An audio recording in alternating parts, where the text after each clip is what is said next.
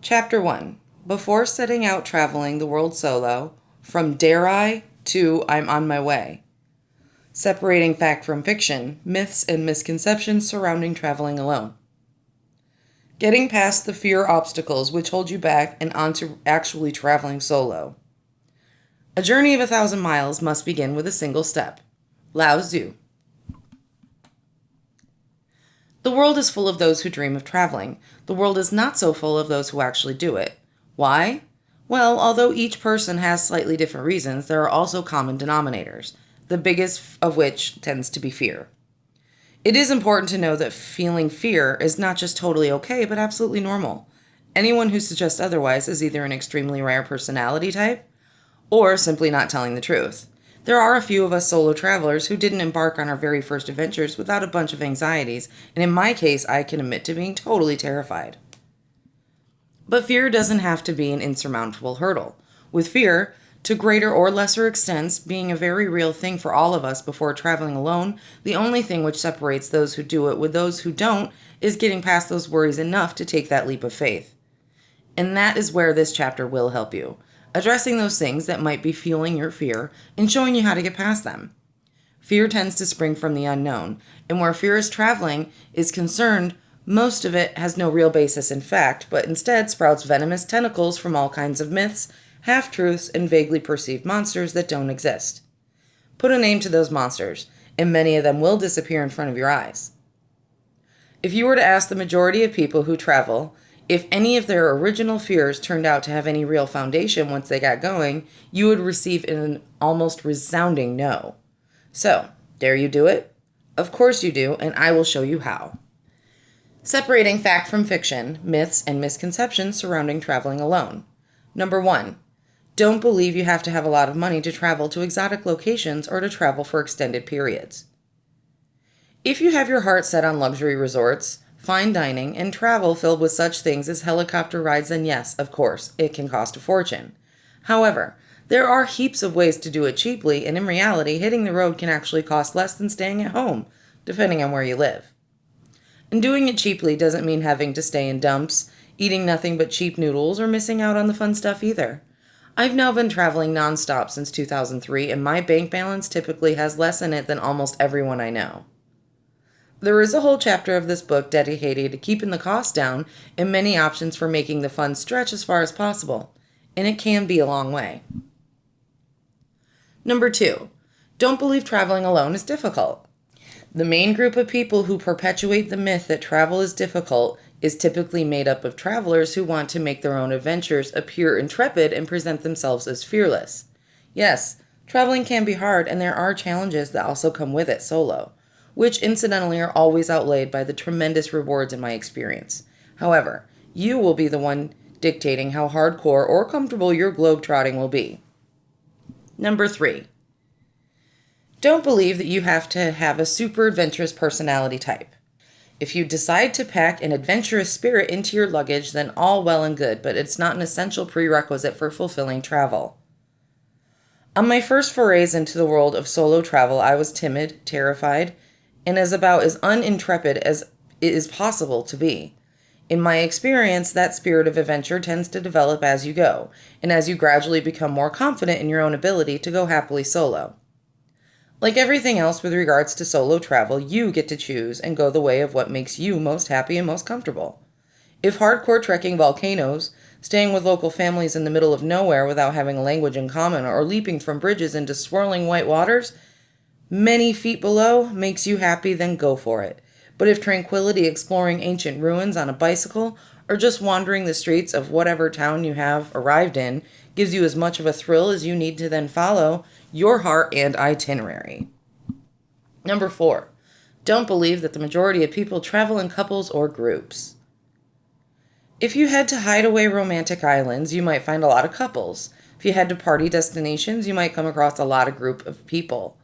But otherwise, solo travelers are out there in every corner of the planet, the majority of them women incidentally, and our numbers are growing all the time. Number 5. Don't believe that alone has to mean lonely.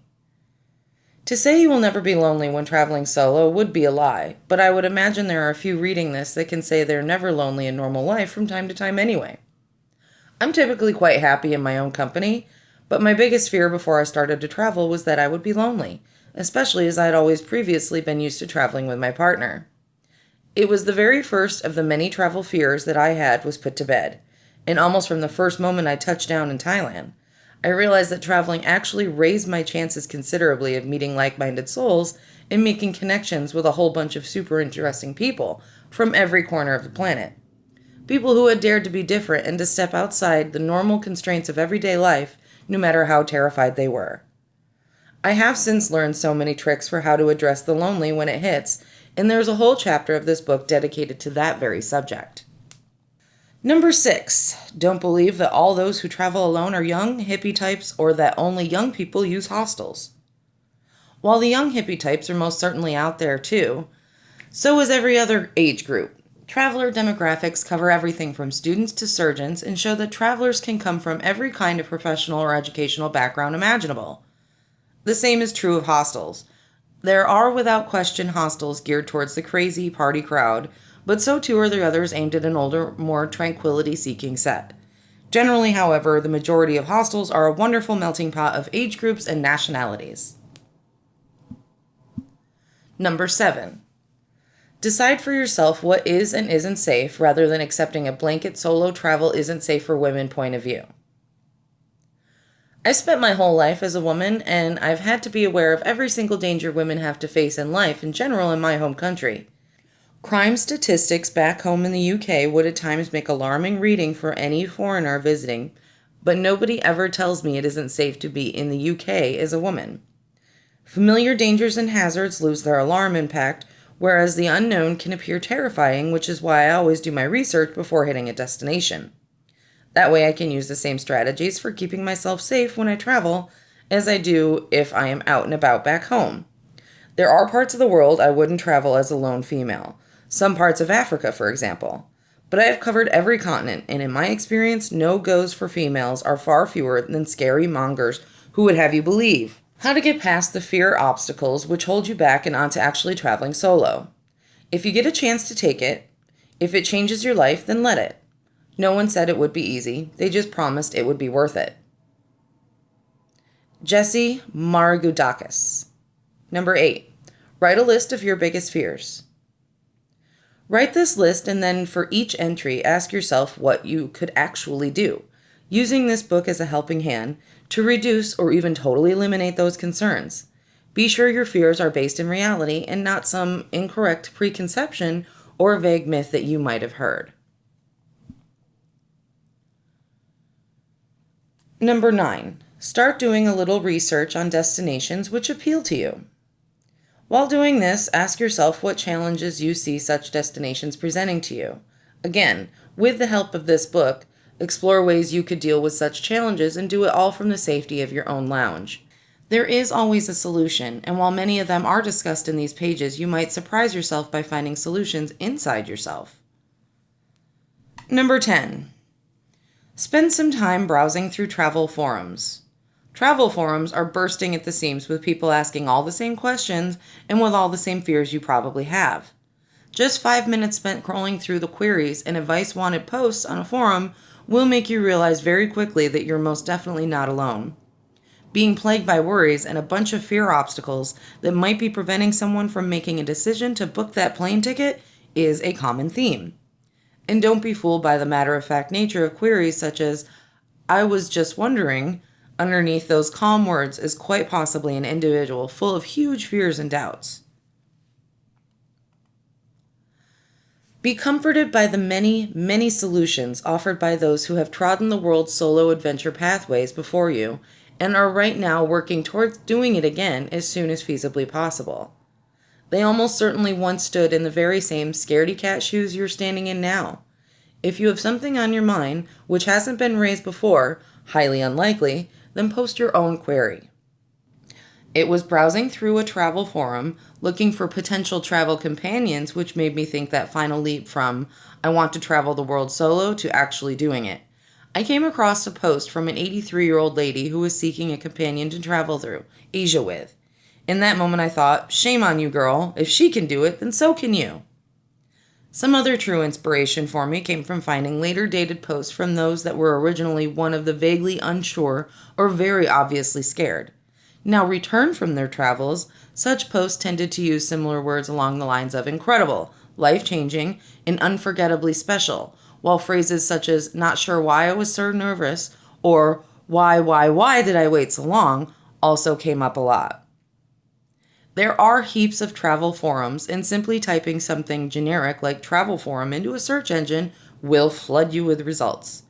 If you need a starting place, the Thorntree section at www.lonelyplanet.com is a good bet, and TripAdvisor, www.tripadvisor.com/forum home, has one too.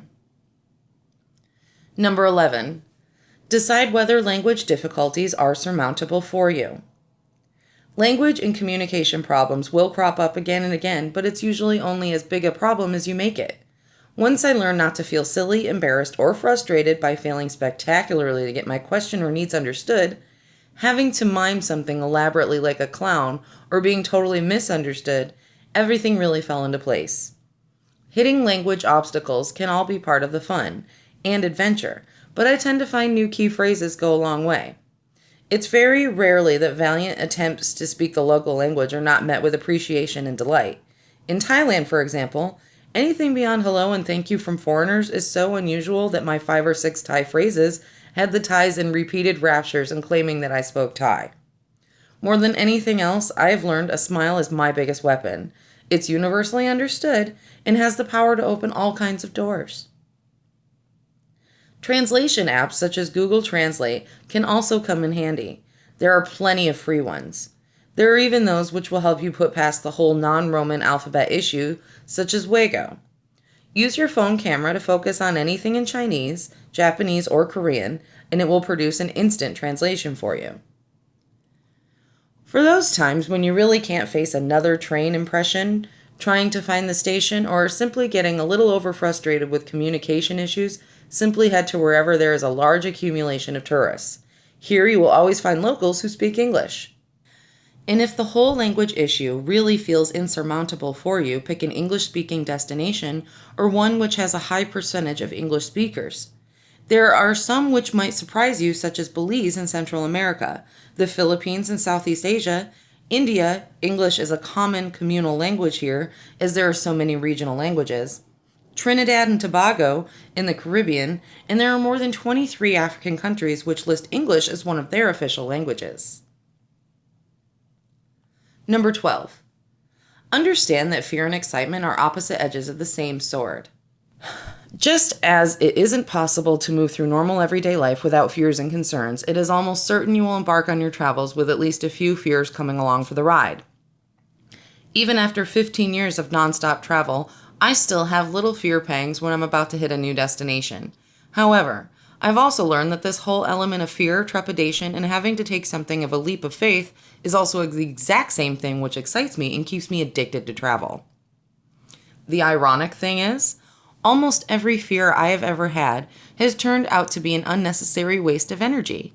In reality, it tends to be those things which have never occurred to me to be worried about which, from time to time, present me with challenges. And sometimes those things which I thought would be problems actually end up delivering something incredible. As someone with zero sense of direction, the worry about getting lost was quite a big concern for me before I traveled. And I have been lost many, many times but if I hadn't, I never would have found that hidden temple across a rickety bamboo bridge in Laos, been invited into that little thatched hut in Sri Lanka to drink some exotic juice with a local family, or met some of the amazing people who ended up playing big parts in my life. Often the road I didn't mean to take has led to my most color-rich and exciting adventures. All you need to know is that it's possible. Wolf, an Appalachian trail hiker.